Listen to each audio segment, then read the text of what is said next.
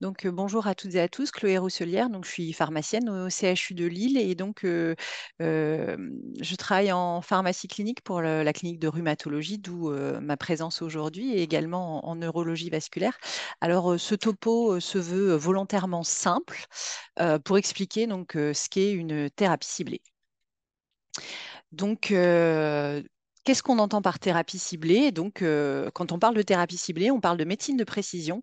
Et en fait, tout vient des progrès de la médecine. Donc, on identifie voilà, des maladies, on identifie la physiopathologie de ces maladies. Et donc, grâce à l'identification de la physiopathologie, on peut identifier des cibles pharmacologiques qui permettent par la suite donc de développer des nouveaux médicaments donc, qui vont agir sur ces cibles pharmacologiques précisément identifiées. Quand on parle de thérapie ciblée, on va parler de médicaments qui va bloquer ou activer sa cible, donc selon l'effet souhaité, pardon. Donc, c'est-à-dire, par exemple, dans le cas des maladies inflammatoires et dysimmunitaires, donc bloquer l'inflammation tout en conservant donc un système immunitaire efficace pour lutter quand même contre les infections. Et donc, historiquement, souvent, quand on parlait de thérapie ciblée, ben, on parlait surtout de biomédicaments ou biothérapie. Mais maintenant, on parle aussi bien, quand on parle de thérapie ciblée, d'anticorps monoclonaux ou d'inhibiteurs enzymatiques. Et donc, dans les anticorps monoclonaux, donc on a donc, bah, c'est ce qu'on appelle les mAb, hein, donc peut-être les plus connus, infliximab, rituximab, adalimumab. On a également aussi les protéines de fusion, donc on appelle les sept, hein, donc c'est la petite syllabe de fin de DCI, donc avec l'étanercept, l'abatacept. Et puis sont apparus il y a quelques années donc les inhibiteurs enzymatiques, donc les fameux INHIB en oncologie, puis dans les maladies inflammatoires, avec notamment la famille des inhibiteurs de Janus kinase, avec, pour les plus connus, là encore, peut-être le tofacitinib, le baricitinib, pardon, et l'upadacitinib. Alors, un peu de vocabulaire. Donc, qu'est-ce qu'un biomédicament ou une biothérapie? Alors, c'est intéressant. Il y a un micro-trottoir qui a été réalisé quand même il y a quelques années, donc par l'Académie d'Orléans-Tours. Et donc, quand on parle à des gens comme ça dans la rue sur ce qu'est un biomédicament, ben, bien sûr, dans les réponses rapportées, on a ben, l'agriculture biologique, hein, parce que bio, dans la culture générale, fait surtout référence donc, à l'agriculture biologique. Et puis, on a aussi des réponses qui pensent que donc, ces médicaments sont des médecines douces, donc qui font référence aux médecines alternatives. Et en fait, donc pas du tout. C'est ni d'agriculture biologique, ni des médecines douces. Par contre, on entend par biomédicament, donc dans sa définition du Code de santé publique, donc tout médicament dont la substance active est produite à partir d'une source biologique ou en est extraite et dont la caractérisation et la détermination de la qualité nécessitent une combinaison d'essais cliniques, d'essais chimiques et d'essais biologiques, ainsi que la connaissance de son procédé de fabrication et de contrôle, puisqu'on est sur des procédés de fabrication et très complexes. Et donc, en bref, ce sont des macromolécules thérapeutiques produites par le vivant. Et donc, dans les exemples, donc vous en utilisez tous les jours probablement, on a l'insuline, l'héparine, les anticorps monoclonaux ou les anticorps thérapeutiques et les vaccins non vivants. Ce sont aujourd'hui donc, essentiellement donc, des protéines et donc elles sont dégradées, enfin si elles étaient administrées pardon, par voie entérale, elles seraient dégradées par les enzymes digestives et donc on a une administration exclusivement parentérale. Donc vous voyez là la macromolécule de l'insuline, on est sur des choses très complexes. Je vous montrerai après un inhibiteur de Janus kinase, on voit que la structure chimique est beaucoup plus simple. Alors, quelques fondamentaux, donc pour qu'on ait bien les idées au clair. Donc, vous savez qu'on a les produits sanguins labiles, donc qui sont voilà, des extraits du sang, etc., que vous utilisez en thérapeutique. On a les médicaments vivants qui comprennent notamment les médicaments dérivés du sang. Donc, à partir du don du sang des patients, on peut ne sélectionner que certaines immunoglobulines, certains facteurs de la coagulation pour l'administrer aux patients. Et également, donc, parmi les médicaments vivants, donc, on a les vaccins vivants. Ensuite, donc, on a ce qui nous intéresse aujourd'hui, les biomédicaments. Donc, je vous en ai cité certains. Et donc, par exemple, dans les biomédicaments, on va avoir les facteurs de la coagulation recombinants, donc produits à partir de cellules du vivant, mais pas issus du don du sang. Vous voyez, médicaments vivants versus biomédicaments. Et les molécules chimiques, bah, vous connaissez paracétamol, prednisone, baricitinib. Et donc, de façon très simple, parce que ce n'est pas l'objet et puis que je ne suis pas une grande spécialiste, vous voyez ici schématisé la technique de l'ADN recombinant, qui est la principale technique de fabrication des biomédicaments. Donc, vous voyez donc sur le schéma, je ne sais pas si vous voyez ma souris, mais voilà, donc vous avez la cellule humaine avec du coup la protéine d'intérêt, le gène d'intérêt que l'on veut produire, pardon, le gène d'intérêt pour la protéine d'intérêt que l'on veut produire.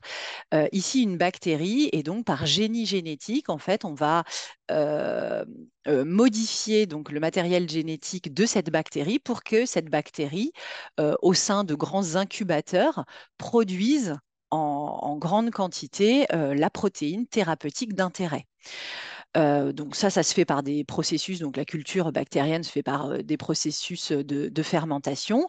Vient ensuite les étapes de purification, hein, pour ne récupérer que la protéine thérapeutique d'intérêt.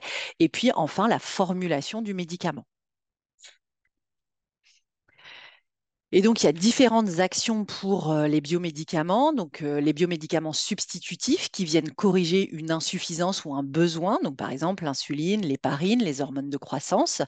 Et puis, il y a les biomédicaments, pardon, modificatifs qui, eux, viennent modifier la physiologie, pardon, par différentes actions, donc que ce soit des actions agonistes, des actions antagonistes ou au contraire de neutralisation en fait d'un effet physiologique, ou alors, à l'inverse, l'action du biomédicament vient déclencher, pardon, une réaction au sein de l'organisme pour traiter l'affection qu'on souhaite traiter. Et donc, on a donc dans ces biomédicaments les vaccins inactivés, les interférons, les anticorps thérapeutiques notamment. Euh, pour ce qui s'agit donc des maladies inflammatoires et ou dysimmunitaires, les thérapies ciblées, qu'elles soient des biomédicaments, des biosimilaires ou des inhibiteurs enzymatiques, on recherche un effet modificatif. Alors, je vais prendre l'exemple du psoriasis. Ici, donc, vous avez les cellules de l'immunité. Donc là, c'est le mécanisme physiopathologique, bon, simplifié, hein, mais vous avez donc les cellules de l'immunité. On a identifié tout un tas d'interleukines, d'interférons, le TNF, qui agit et qui donc entraîne cette cascade inflammatoire qui est à l'origine, pardon, des lésions au niveau de la peau. Et donc, un autre schéma, une fois donc on a identifié ces cibles pharmacologiques, cette cascade physiologique qui entraîne la lésion cutanée, eh bien, reste aux industriels de réussir à innover pour venir bloquer, induire, euh, euh, comment dire, enfin, stimuler ou bloquer, enfin, peu importe l'effet recherché, pardon, la cible, pardon, pharmacologique. Donc, ici, donc voilà, vous avez dans le psoriasis, vous avez différentes thérapeutiques qui agissent à différents niveaux de cette cascade inflammatoire. Idem pour les inhibiteurs de Janus kinase, si ce n'est que cette fois-ci, on est au sein de la cellule et donc ces petites molécules vont venir bloquer la cascade inflammatoire enfin, par une action au sein de la cellule. Autre exemple, donc dans les rhumatismes inflammatoires, donc sans doute des cibles pharmacologiques que vous connaissez également. Et donc, les industriels ont réussi à développer des anti-IL-6, des anti-IL-17, des anti-TNF-alpha qui viennent donc bloquer cette cascade inflammatoire qui est à l'origine de la destruction osseuse au niveau donc de l'articulation. Il y a différentes aires thérapeutiques pour les anticorps, avec principalement, bon, cette diapositive est un peu ancienne, malheureusement, j'ai beau chercher, j'arrive pas à retrouver d'informations plus récentes. Donc, bien sûr, un énorme développement dans tout ce qui est hémopathie et tumeurs solides en oncologie. Beaucoup de développement également donc, dans tout ce qui est maladies dysimmunitaires et inflammatoires.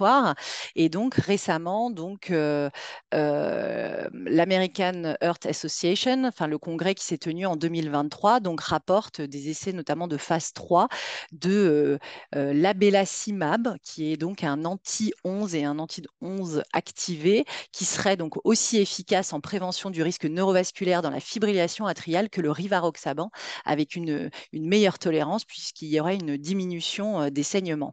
Et donc, on voit bien que ces thérapeutiques, ces thérapies ciblées, donc, ont déjà changé la prise en charge en oncologie, en oncohématologie, dans les maladies inflammatoires dysimmunitaires. Mais vous voyez, là, on arrive sur du vasculaire et de la neurologie vasculaire. Alors, voilà, après cet aparté, donc petit focus sur le degré d'humanisation des anticorps. Donc, au début, dans les années 70, donc quand les premiers anticorps thérapeutiques ont été créés, c'était des anticorps de souris qui étaient très mal tolérés au fur et à mesure. Donc, les progrès de la science ont permis la survenue sur le marché d'anticorps chimériques, donc humains et souris. Donc, ce sont les XIMAB. Ensuite, on a pu de plus en plus humaniser ces anticorps monoclonaux. Donc, c'est les UMAB, et puis enfin des anticorps intégralement humains, donc les UMAB, MUMAB. Et donc, ça a eu pour effet donc, de diminuer l'immunisation et donc d'avoir une meilleure tolérance, et puis aussi d'avoir des demi-vies accrues, des molécules d'efficacité plus longues, moins immunogènes et plus efficaces. Alors, comme je vous le disais, donc ces anticorps initiaux étaient très très mal supportés, donc ils ne sont absolument plus disponibles sur le marché aujourd'hui. Les XIMAB et les UMAB sont encore disponibles donc, dans les centres hospitaliers. Et donc les UMAB et les UMAB, enfin les MUMAB, UMAB, eux sont disponibles en ville, administrables par voie sous-cutanée parce qu'ils ne présentent pas de problème, notamment de réactions allergiques au moment allergiques sévères, pardon, au moment de leur administration. Et donc, il y a un médicament que probablement vous connaissez tous, qui est l'infliximab, qui a beaucoup évolué depuis sa création. Donc, aujourd'hui, on a 3 infliximab encore beaucoup plus, pardon, puisqu'il y a de nombreux biosimilaires, mais donc on a 3 types, on va dire, d'infliximab sur le marché, avec l'infliximab de bioréférence, qui est donc un médicament de réserve hospitalière, l'infliximab intraveineux biosimilaire, enfin les infliximab intraveineux biosimilaires, qui sont également de réserve hospitalière. Et puis, on a ce qu'on appelle maintenant le biobetter, donc, puisqu'on a amélioré ce biobetter d'infliximab peut être administré par voie sous-cutanée parce qu'il est moins immunogène, il a une cinétique différente. Et donc, du coup, on arrive à une posologie et une voie d'administration différente. Et donc, cet infliximab par voie sous-cutanée est disponible en ville.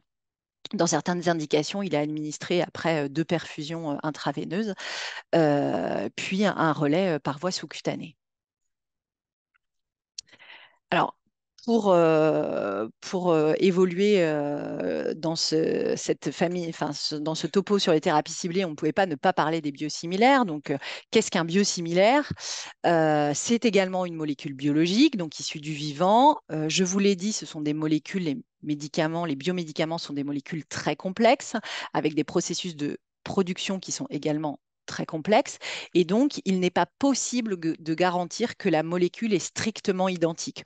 On va faire toute une batterie de tests pour montrer leur similarité en termes d'efficacité, en termes de tolérance, en termes de sécurité par rapport aux biologiques de référence. Mais contrairement aux génériques où par des techniques de chimie analytique, on peut montrer que les structures moléculaires, que la molécule active est strictement identique aux médicaments princeps et donc obtenir le statut de bioéquivalence. Pour les biosimilaires, les molécules sont beaucoup trop complexes et donc c'est pour ça qu'on parle de similarité et donc non pas de molécules identiques. Ces biosimilaires sont commercialisés après chute du brevet de la molécule ou de l'indication, puisqu'on on arrive là aux premiers biosimilaires qui n'ont pas toutes les indications du princeps, parce qu'entre-temps, le laboratoire a breveté une indication, et donc il faut attendre que le brevet de cette indication tombe pour que les laboratoires biosimilaires puissent aussi avoir l'AMM dans cette indication. Et donc, généralement, quand même, dans la plus grande partie des cas, les biosimilaires peuvent être commercialisés après 10 ans de commercialisation du biologique de référence. Alors, la définition de l'HAS, donc le biosimilaire, donc bio pour issu du vivant, et donc similaire parce que cliniquement équivalent, comparable à un médicament biologique de référence qui a déjà une AMM et dont le brevet est tombé dans le domaine public. Donc on voit ici, donc c'est une vision qui se veut 3D de deux anticorps monoclonaux. Donc on voit que ce sont des molécules très très euh, complexes et donc, ce qui peut varier par contre dans le biosimilaire, comme pour les génériques, c'est la composition du médicament. Donc, la molécule active, celle qui soigne, reste la même. Par contre, ce qui compose le médicament, ce qu'on appelle les excipients, eux peuvent changer. Donc, certains biosimilaires peuvent être plus ou moins à l'origine de douleurs au point de l'injection. Et puis également, ce qui peut changer, c'est le stylo-injecteur. Le dispositif médical qui sert à l'administration du biosimilaire peut également être différent d'un laboratoire à un autre. Et donc, comme je vous le disais, donc, les anticorps monoclonaux, des molécules très complexes, les inhibiteurs de Janus kinase, donc voilà, des molécules beaucoup plus simples. Et donc, peut-être un jour, il y aura donc, enfin, vraisemblablement un jour, et on aura des génériques du tofacitinib, alors que on a des biosimilaires pour les biomédicaments. Au niveau du process de validation et le process d'obtention d'une AMM pour un biosimilaire, donc il y a 3 étapes, comme pour le biologique de référence. Des études, il faut faire des études comparatives de qualité, donc il faut présenter toutes les données de sa chaîne de production, dire qu'on est un laboratoire qui sait fabriquer des biomédicaments. Et donc, il y a toute cette démarche qualité. Ensuite, il y a des études non cliniques comparatives versus biologique de référence en termes de pharmacodynamie. Donc, est-ce que le biosimilaire va bien, comme le bioréférent, se fixer sur la cible pharmacologique identifiée? Est-ce qu'au niveau de la toxicologie, on a bien les mêmes données obtenues? Et puis enfin, excusez-moi, contrairement au générique, donc on a une troisième étape qui comprend des études cliniques comparatives donc étude de non-infériorité, pardon, donc du biosimilaire versus le biologique de référence en double aveugle. Et donc, on teste la non-infériorité sur les critères d'efficacité, de sécurité et d'immunogénicité. Au préalable, il y a aussi eu des études chez l'homme pour s'assurer que les profils pharmacocinétiques et pharmacodynamiques étaient strictement identiques. Les principales familles de biomédicaments donc utilisées dans les maladies inflammatoires et auto-immunes en rhumatologie et médecine interne sont les anti-TNF-alpha, pour lesquels il y a de plus en plus de biosimilaires à disposition. Les anti-IL-6 avec le biosimilaire du tocilizumab qui va bientôt sortir. Les anti-IL-1 les anti-CD20 avec le rituximab qui est biosimilarisé, et puis les inhibiteurs de JAK kinase avec du coup 5 molécules, administration par voie orale, hein, puisque ce sont des molécules chimiques. Et donc, attention, il y a des restrictions d'utilisation chez certains patients pour limiter les effets indésirables graves qui peuvent être provoqués pardon, par cette famille thérapeutique. Je vous remercie pour votre attention.